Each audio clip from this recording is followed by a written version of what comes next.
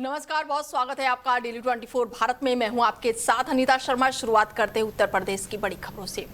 UP के उप मुख्यमंत्री केशव प्रसाद मौर्य का आज अयोध्या दौरा रद्द हो गया है। उन्होंने राम मंदिर परिसर में आयोजित ध्वजारोहण कार्यक्रम में शामिल होना था। कार्यक्रम के तहत राम मंदिर परिसर स्थित शेषावतार मंदिर पर ध्वजारोहण होना था, जिसमें डिप्टी सीएम की मौजूदगी प्रस्तावित थी। हालांकि किसी कारणवश उनका दौरा अंतिम समय में रद्द कर दिया गया है। फिलहाल दौरा रद्द होने की वजह सामने नहीं आई है। वहीं मंदिर परिसर में निर्धारित कार्यक्रम पूर्व तय व्यवस्था के अनुसार आयोजित किया जाएगा। लखनऊ में हुए भीषण अग्निकांड की जांच तेज कर दी गई है। हादसे के कारणों का पता लगाने के लिए फॉरेंसिक टीम और विशेष जांच दल यानी कि एसआईटी घटनास्थल पर पहुंच गए हैं। दोनों टीमें मौके से साक्ष्य जुटाने और आग लगने की परिस्थितियों की जांच में जुटे हुए हैं। अधिकारियों का कहना है कि तकनीकी और वैज्ञानिक जांचों के आधार पर हादसे की असली वजह सामने लाई जाएगी और इन हादसों में 15 लोगों की जान चली गई है, जिसके बाद से प्रशासन ने सख्त रुख अपनाया है और जिन इमारतों में आग लगी है उसे खतरनाक घोषित कर दिया गया है। और इसके साथ ही प्रशासन का मानना है कि भवन की संरचना कमजोर हो चुकी है और इससे आसपास के लोगों की सुरक्षा को भी खतरा हो सकता है। एसआईटी ने घटना से जुड़े सभी पहलुओं की जांच शुरू कर दी है और टीम इमारत के निर्माण, सुरक्षा मानकों, अग्निशमन व्यवस्था और संभावित लापरवाही की भी पड़ताल कर रही है। वही फॉरेंसिक विशेषज्ञ आग लगने के कारणों की जांच कर रहे हैं और जांच रिपोर्ट के आधार पर आगे की कार्रवाई तय की जाएगी और दोषियों के खिलाफ सख्त कदम उठाए जा सकते हैं। यूपी के अयोध्या में राम मंदिर चढ़ावा चोरी मामले की जांच में महत्वपूर्ण प्रगति देखने को मिल रही है। इस मामले की जांच के लिए शासन द्वारा गठित विशेष जांच दल यानी कि एसआईटी ने अपनी प्रारंभिक जांच रिपोर्ट गृह विभाग को सौंप दी है। रिपोर्ट अपर मुख्य सचिव संजय प्रसाद को सौंपी गई है। माना जा रहा है कि जांच रिपोर्ट के आधार पर जल्द ही इस मामले में बड़ा खुलासा हो सकता है। एसआईटी सदस्य विजय विश्वास पंत ने बताया है कि जांच टीम ने अपनी शुरुआती रिपोर्ट तैयार करके गृह विभाग को सौंप दी है। हालांकि रिपोर्ट में शामिल तथ्यों और निष्कर्ष को फिलहाल गोपनीय रखा गया है। उन्होंने कहा है कि जांच में जुड़े विवरण सार्वजनिक नहीं किए जा सकते, लेकिन टीम ने अपनी सभी प्रमुख फंडिंग शासन की उपलब्ध करा दी है। चढ़ावा चोरी का मामला सामने आने के बाद से इसे लेकर व्यापक चर्चाएं हुई थी और सरकार ने इसकी निष्पक्ष जांच के लिए एसआईटी का गठन किया था।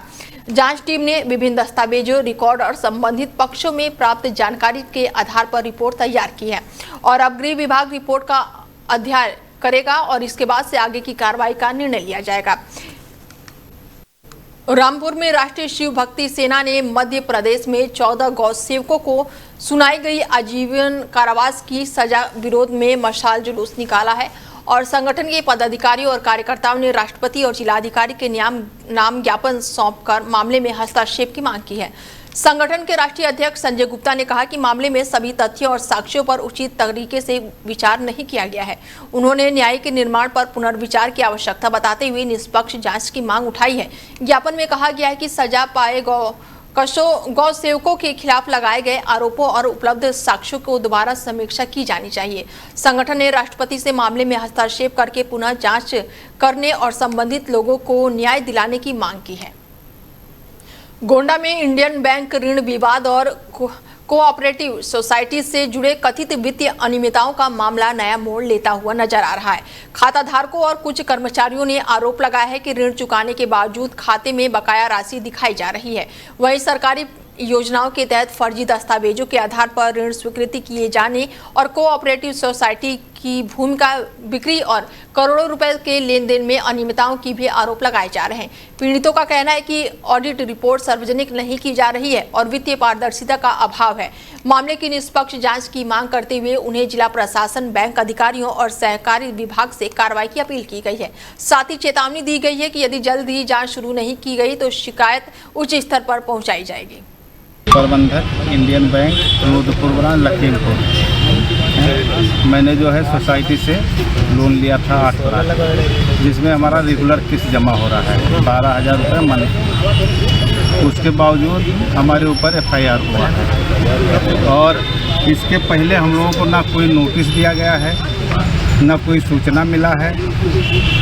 ज़बरदस्ती जो है हम लोगों के जो है समाज में हम लोकल के हैं, इसलिए हमको समाज में जो है बड़ी इसकी बुराइयाँ जो है। गबन बताकर FIR हाँ, कराया गया है। और गबन ये क्या जो चीज़ है, जी, कैसे हुआ और ये हम लोगों का ये जो क्या भी- आधार बना है? जी, हम जो लोन लिए हैं अपना डॉक्यूमेंट्स दे के लिए हैं। हमारा सैलरी स्टेटमेंट लगा है, साइन हुआ है, प्रबंधक का साइन है, उसके बावजूद इन्होंने जो है गबन दिखाया है।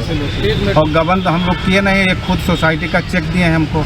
हमारा रेगुलर 12,000 रुपये जमा हो रहा है, 17 लाख हमने जमा कर चुका हूँ, 8 लाख रुपए जो अभी हमारा 5,93,000 बाकी दिखा रहे हैं। तो इस पर जो है इनके ऊपर जो है जो भी हो कार्रवाई किया जाए।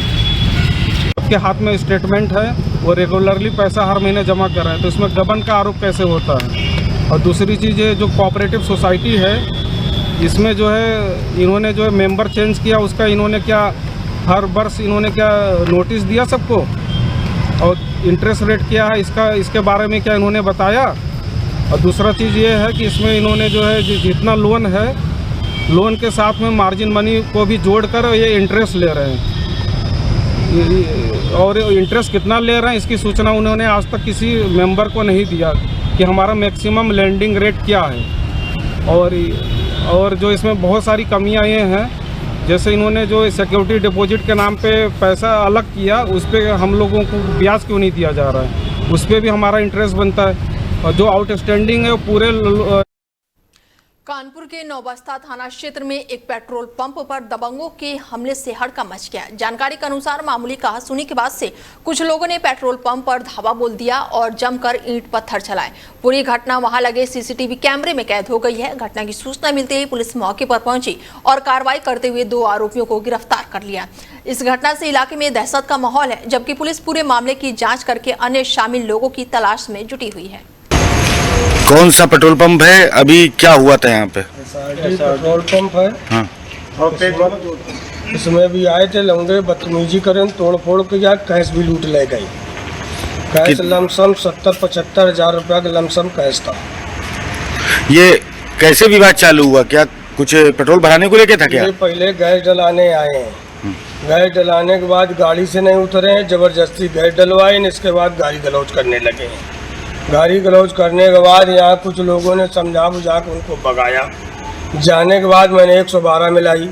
112 जब आई तो उनको मैंने कहा कि ये गाड़ी खड़ी है 112, बोले जाइए थाने जाइए आप।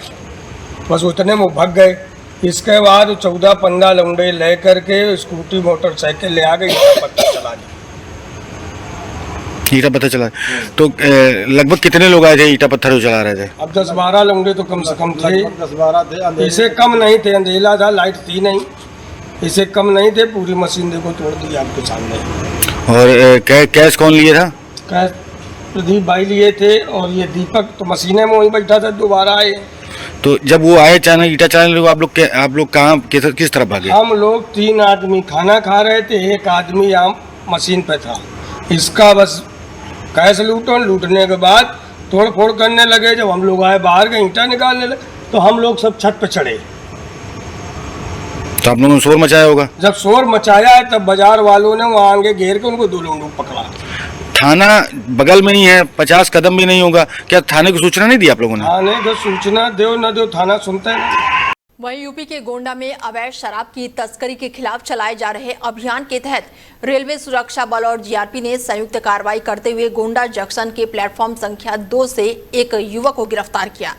जांच के दौरान उसके कब्जे से 24 बोतल अंग्रेजी शराब बरामद की गई है। पुलिस के अनुसार स्टेशन परिसर में संदिग्ध व्यक्तियों और सामानों की चेकिंग के दौरान ये कार्रवाई की गई है।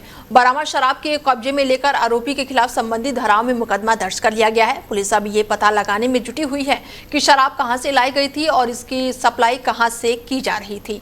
अधिकारियों का कहना है कि रेलवे स्टेशन और ट्रेनों के जरिए होने वाली अवैध गतिविधियों पर लगातार नजर रखी जा रही है और ऐसे मामले में आगे भी सख्त कार्रवाई जारी रहेगी। वहीं यूपी के ललितपुर में एक दर्दनाक सड़क हादसे ने बारात की खुशियों के मातम में तब्दील कर दिया। सोमवार शाम को मध्य प्रदेश शासन लिखी एक तेज रफ्तार बोलेरो कार ने बाइक सवार किसान को जोरदार टक्कर मार दी। हादसा कोतवाली सदर क्षेत्र के पास का बताया जा रहा है, जहां पर 40 साल के लक्ष्मी नारायण उर्फ करिया अपनी बाइक से जा रहे थे और टक्कर इतनी भीषण थी कि वो गंभीर रूप से घायल होकर सड़क पर गिर गए। प्रत्यक्षदर्शियों के अनुसार हादसे के बाद से मौके पर लोगों की भीड़ जुट गई, लेकिन कई कई लोग मदद की बजाय वीडियो बनाने में लगे रहे और इसी दौरान वहां से गुजर रहे एक स्टाफ नर्स ने इंसानियत की मिसाल पेश करते हुए लोगों से घायलों को अस्पताल पहुंचाने की अपील की और एम्बुलेंस की मदद से मेडिकल कॉलेज पहुंचाया गया। डॉक्टरों ने किसान को बचाने का प्रयास किया, लेकिन उपचार के दौरान उसकी मौत हो गई। किसान की मौत की सूचना मिलते ही अस्पताल पहुंचने वाली नर्स भावुक होकर बेहोश हो गई, जिसके बाद उन्हें भी अस्पताल में भर्ती करना पड़ा। उधर हादसे के बाद से बोलेरो में सवार सभी बाराती मौके से फरार हो गए।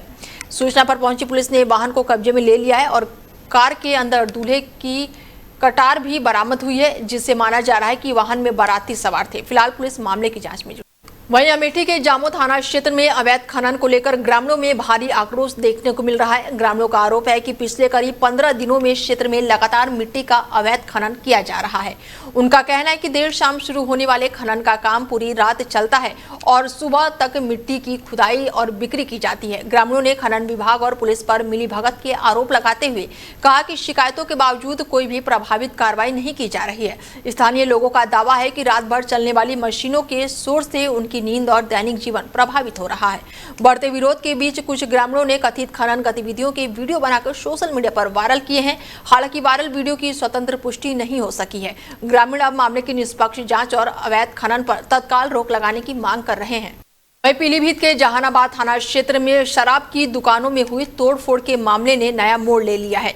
मामले की गंभीरता को देखते हुए जिलाधिकारी ज्ञानेंद्र सिंह ने जांच के लिए अधिकारियों की एक टीम गठित की है, जो गांव पहुंचकर महिलाओं से बातचीत करने और सरकारी विद्यालय में पहुंची हैं। और ऐसे में बैठक के दौरान महिलाओं ने एक स्वर में गांव में शराब की दुकानों को दोबारा न खोलने की मांग दोहराई है और अधिकारियों ने महिलाओं को कानूनी और प्रशासनिक पहलुओं से अवगत कराने का प्रयास किया, लेकिन ग्रामीण महिलाएं अपनी मांग से पीछे हटने को तैयार नहीं दिखी। वहीं अमेठी में भरत तिवारी एनकाउंटर प्रकरण को लेकर युवाओं में गहरा आक्रोश देखने को मिल रहा है।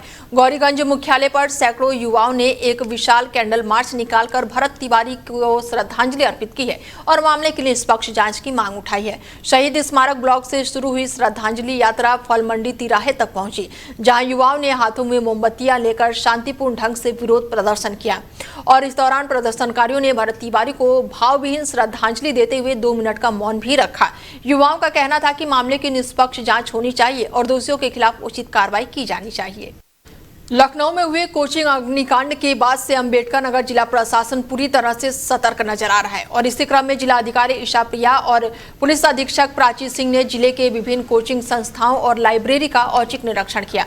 अधिकारियों ने 5 कोचिंग संस्थाओं और लाइब्रेरी में पहुंचकर सुरक्षा व्यवस्थाओं और अग्निशमन उपकरणों और छात्रों के लिए उपलब्ध सुविधाओं का गहनता से जांच पड़ताल की।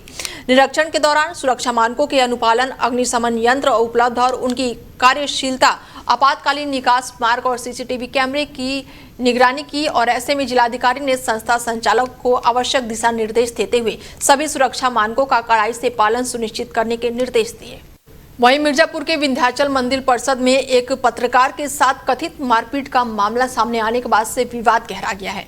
घटना का वीडियो सोशल मीडिया पर वायरल होने के बाद से जिले के पत्रकारों और विभिन्न पत्रकार संगठनों में नाराजगी देखने को मिल रही है। जानकारी के अनुसार स्थानीय पत्रकार रामलाल सनिये अपने वैवाहिक वर्षगांठ के अवसर पर मां विंध्यवासिनी के दर्शन करने पहुंचे थे। आरोप है कि विकास द्वार से प्रवेश के दौरान उनकी ड्यूटी पर तैनात एक पुलिसकर्मी ने रोक दिया और इसी बीच कथित तौर पर पुलिसकर्मी ने अपने परिचितों को निकास द्वार में मंदिर में प्रवेश कराया, जिसका वीडियो पत्रकार बना रहा था। आरोप है कि इसी बात से नाराज होकर पुलिसकर्मी ने पत्रकार के साथ मारपीट की, जिसमें उसकी आंख में चोट आई है और घटना का वीडियो सामने आने के बाद से मामला चर्चाओं का विषय बन गया है। पत्रकार संगठन ने मामले की निष्पक्ष जांच कर दोषियों के खिलाफ कड़ी कार्रवाई की मांग की है। वहीं यूपी के बदायूं जिले में एक दर्दनाक सड़क हादसे ने पूरे गांव को गम में डुबो दिया है, जहां पर तेज रफ्तार सरकारी एम्बुलेंस की टक्कर से 6 साल के मासूम कोमल की मौके पर ही मौत हो गई है। बताया जा रहा है कि बच्ची अपने परिजनों के साथ एक दावत से लौट रही थी और तभी ये बड़ा हादसा हो गया। दुर्घटना के बाद मौके पर चीख पुकार मच गई और बड़ी संख्या में ग्रामीण घटनास्थल पर जुट गए। सूचना मिलने पर पुलिस मौके पर पहुंची और शव को कब्जे में लेकर पोस्टमार्टम के लिए भेज दिया है। पुलिस ने दुर्घटनाग्रस्त एम्बुलेंस को भी अपने कब्जे में ले लिया है, जबकि चालक की तलाश जारी है। वहीं स्वास्थ्य विभाग ने भी मामले का संज्ञान लेते हुए जांच के आदेश दिए हैं। नाम आपका? मीनू कुमार पाल। अच्छा, ये बच्ची जो है कैसे मौत हुई है? ये बच्ची की मौत मतलब एम्बुलेंस से हुई है। अच्छा, कौन सी एम्बुलेंस थी? ये नहीं था मालूम कौन सी एम्बुलेंस ही हुई, कादिर चौकई की एम्बुलेंस है। नहीं, सरकारी थी या प्राइवेट? सरकारी एम्बुलेंस वही है। अच्छा, कहाँ पे हुआ एक्सीडेंट? कादिर चौक थाने के बराबर में कतई, अच्छा, चौराहे पे। फिलहाल बुलेटिन में मेरे साथ इतना ही, दीजिए इजाजत, नमस्कार।